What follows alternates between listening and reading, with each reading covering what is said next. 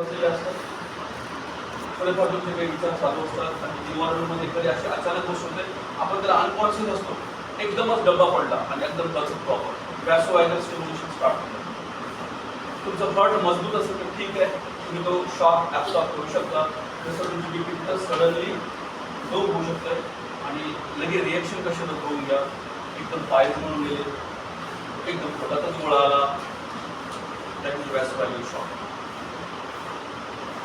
एकदमच पाल्पिटेशन व्हायला लागलं, त्या आवाजामुळे कोणाची डेथ पण होऊ शकते, कार्डियक अरेस्ट होईल. हा सडन सिंड्रोम. कॉज असं नाही की खूप दिवसापासून बिमार होता.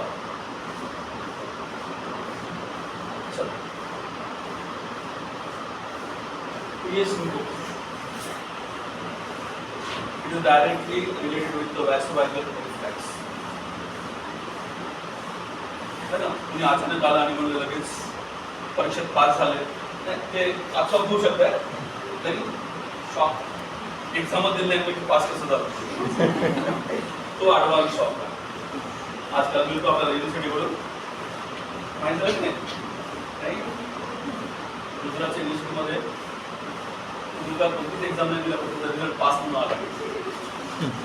तर असं होऊ शकतंय, त्यासाठी तो शॉक झाला नाही. असं होऊ शकतंय सडनली व्हॅसोडायलेट अँड पॉज. आणि व्हॅसोडायलेट झालं काय होतंय, जे रशिंग आहे ब्लड इनपुटमध्ये एकदम अरेस्ट होऊन जाते आणि कार्डियक आउटपुटवर इफेक्ट पडतो आणि ब्लड सप्लाय कमी होऊन जातं ब्रेन करत थोड्या सेकंदासाठी आणि पेशंट एकदम बोला सडनली जागेवर, है ना. Orthostatic hypotension due to the autonomic failure. आता वरचा व्हॅसोवायरल झाला, खालचा बघा, खालचा खूप डेंजर आहे. हा तर असा आहे ना, मी तो अनकॉन्शियस माइंड सांगितलं, हे कॉन्शियस माइंड कडून भेटू कधी नावात कसं आहे, auto cardiovascular homeostatic reflex are chronically impaired. Example बघू आपण पुढे. कार्डियक सिंड्रोम्स, एक आर्थमिया और स्ट्रक्चरल कार्डियक डिसीज आहे. स्ट्रक्चरल कार्डियक डिसीज मध्ये माइट्रल स्टोनसिस, माइट्रल रिगर्गेशन, ये सब आते हैं. उनके अंदर ऐसा सिंड्रोम्स हो सकते. अजून एक आशयाचं म्हणजे बीटोल कमी असणार सुद्धा सिम्पटम्स येऊ शकतात. ते पंपिंग करतात, थायरॉइडवाल्यांना सुद्धा येऊ शकतात, कारण ते रेग्युलेट द हार्टबीट्स.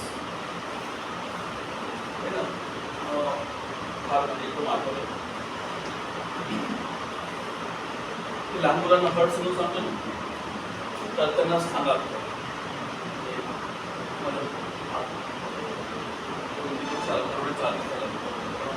असंच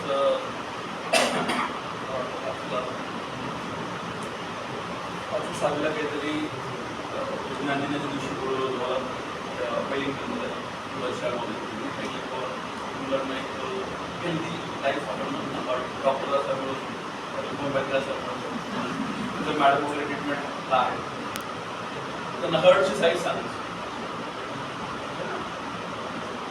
आपलं हर्ट हे आपल्या फिस्ट एवढं असते असं मी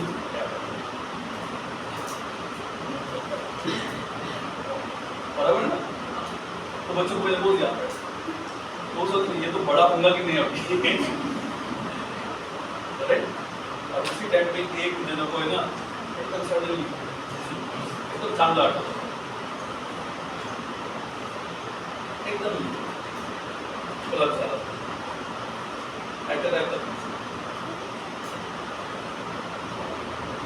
ती पॉईंट सांगताना फार लवकर बघायला मिळते. काही काही वेळेस आहे ना, आपण एकदम मेडिटेट होऊन जातो एखाद्या चॅप्टरसाठी. ती एक लेवल येते ॲटोनॉमिकच्या आधीचा, तिथं आलं की ना एकदम स्टॉप होऊन जातं. म्हणजे आपण बिफोर ना आफ्टर असा विचार करून जगायला ती एक कंडिशन सिम्पटम्स. मी तुमच्या एक बेस्ट म्हणजे आपण त्याला आपण आतापर्यंत जवळपास 1-2 आठवडे झाले सांगत चालू की कोणतं इमोशन आहे, असं कोणतं इमोशन आहे की त्याला हर्ट कापी होत असतात. ते इमोशन नसून ते काय आहे आता सांगतो सिम्पटम्समध्ये. पण त्याचं रिलेशन खूप जास्त आहे, खूप जास्त रिलेशन. बऱ्याच वेळेस मेडिटेशन करता करता सुद्धा बऱ्याच जणांना काय होतं एकदम शकतो मेडिटेशन करता करताच पडतं, right. The neurally mediated, also called as reflex vasovagal syncope, transient change in the reflex response for maintaining cardiovascular hemostasis, episodic vasodilation, and followed by low temporary failure of blood pressure. लगेच control मध्ये येत आहे. तेवढ्या वेळापुरतं त्यांना थोडंसं orthostatic hypotension due to the autonomic failure and cardiac syndrome, त्याच्यामध्ये arrhythmia किंवा ऑर्गॅनिक डिसीज, आणि त्याच्यामध्ये ऍड केलं मी B12 and thyroid. Most common from neurally mediated syndrome resulting from excessive vagal tone. सगळ्यात मेन आणि फर्स्ट स्टिम्युलेटिंग काय असेल तो वॅगस टोन. सगळ्याला आपण हळूहळू कमी करत आता आपण मेन पार्टवर आलो. आपल्या बॉडीमधली वॅगस ही अशा कंडिशनला सगळ्यात जास्त डेंजरस आहे. ॲबनॉर्मल कॅटेकोलामाइन रिस्पॉन्स टू स्ट्रेस एकदम इम्पॉर्टंट आहे. कॅटेकोलामाइन ज्यांना आता चांगलं माहिती आहे त्यांना एक्सप्लेन करायची गरज नाही. त्याच्यानंतर चॅप्टर एंडोक्राईनमध्ये तिथं कॅटेकोलामाइन सांगतो तो जर अजून काय रोल आपल्या बॉडीमध्ये इमोशन सोबत सुद्धा याचा रोल आहे. तर ॲबनॉर्मल असं लिहिलं होऊ शकतं. कॅटेकोलामाइनचं सिम्प्लिसन एक्सेस किंवा कमी झालं तर venous pooling during upright stance and impair cardiac filling इनपुटच कमी होऊन जातं. हे चारच गोष्टी होऊ शकतात सिंड्रोममध्ये. पण पेशंट आलेला बघायचं आली, चक्कर नंतर पडला, क्लासरूममध्ये एकदम चक्कर आली, राईट, कोणताही मोठा आजार नाही, तो सिंड्रोम आहे. थोड्या वेळासाठी आपण एकदम हायली अनकॉन्शियस झालो असं घाबरायचं नाही. तर असं नेहमी होऊ द्यायचं नाही. आपण त्या स्टेपून वरच्या स्टेजला जायचं. वरच्या स्टेजला म्हणजे पहिलं 5 मिनिट होतो ते आता 10 मिनिटं असं नाही ना. सांगतो आज तो फार महत्त्वाचा पॉईंट आहे. The frequency of vasovagal syncope varies considerably from 1 to 2 during a lifetime to common as more than once a day. पण सगळ्यांना हे फेस कधी ना कधीतरी येऊन जातं. म्हणून अप म्हणजे त्यासाठी एक वाक्य एखादा एक्झाम्पल चालू करून देतो. मी आता आधी जनरल एक्झाम्पल देतो पेशंटनुसार, आणि त्या लोकांना कधी सिंकोप काय तर नंतर आपल्याकडे ना असे खराब लोक असतील ना त्यांना थोडंसं स्टॉप नाही करायचं, पण हळूहळू चेंज करायचं. पण तुम्हाला आता माहिती आहे कंडिशन, त्यांना काहीच माहिती नाही, त्यांना अजिबात काही माहिती नसते, पेशंटला काहीच माहिती नसतं. पण ते बोलतात येऊन आपल्यासोबत, तर बोललं ना बोलू द्यायचं, ऐकून घ्यायचं. तुम्हाला वरच्याकडून डायरेक्ट असा मेसेज आहे असं नसतो, आणि ते मेसेज असा असतो की ते येऊन असं म्हणतात आम्हाला सगळं काही माहिती आहे.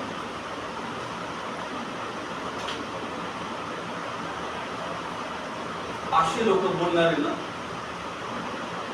हे आणि हर्ट एकत्र घेऊन येतात.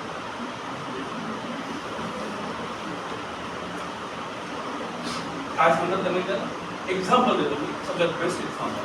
त्या इंटर्नशिप किंवा त्यांनी आता पेशंट हा भेटलाय. आता बघा ते एक्झाम्पल देतो ज्यांना त्यांना आठवतं इंटर्नशिपमध्ये आणि त्यांनी पण आहेत. तर तो आला, त्यांनी सांगितलं की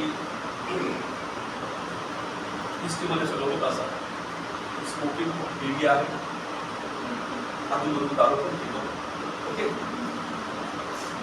आणि त्यांनी म्हणलं असं ॲडवाईस केली, आता इथून सोडा सगळं माहिती आहे सर.